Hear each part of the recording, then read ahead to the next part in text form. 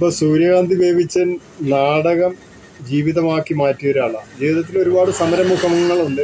അദ്ദേഹം തന്നെ വെളിപ്പെടുത്തും. അദ്ദേഹം ഇപ്പം നാടകം കാണുന്നില്ല, നാടകം അഭിനയിക്കുന്നില്ല. അതിജീവനത്തിൻ്റെ സാമൂഹ്യ ജീവിതവും അതിജീവനവും കൂടി ഇടകലരുമ്പോൾ മനുഷ്യനുണ്ടാകുന്ന വൈകാര്യമായ പ്രശ്നത്തിൻ്റെ വിഷയമാണ്. അപ്പോൾ നമുക്ക് സൂര്യകാന്തി ബേബിച്ചനോട് തന്നെ, നമ്മുടെ സുഹൃത്തിനോട് തന്നെ ചോദിക്കാം, എന്തായിരുന്നു നിങ്ങൾക്ക് സംഭവിച്ചത്?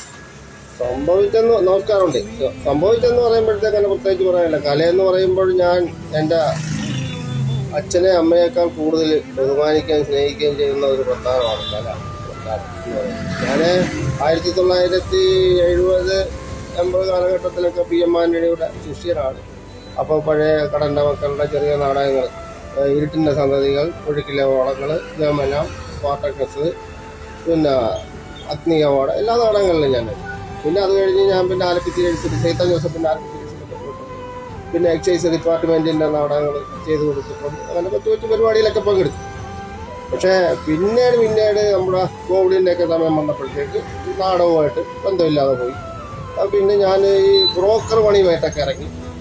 ചെറിയ ബ്രോക്കർ പണിയായിട്ടൊക്കെ ജീവിച്ചു പോവുകയാണ്. ഒരു കാലഘട്ടത്തിൽ നാടകം കളിച്ചു കൂട്ടിയിരുന്ന പൈസ കൊണ്ടാണ് കുഞ്ഞുങ്ങളെ പഠിപ്പിക്കുകയും ഉപജീവനമാർഗ്ഗമൊക്കെ നടന്നു പോവുകയും ചെയ്തു. ഇപ്പോഴേ സിനിമ ഷൂട്ടിൻ്റെ ഒരു ഏജൻസിയുമായിട്ടൊക്കെ ബന്ധപ്പെട്ട് നടക്കുകയാണ്. എന്നാലും കല വിട്ടിട്ടില്ല, ഇപ്പോഴും കലയുണ്ട്.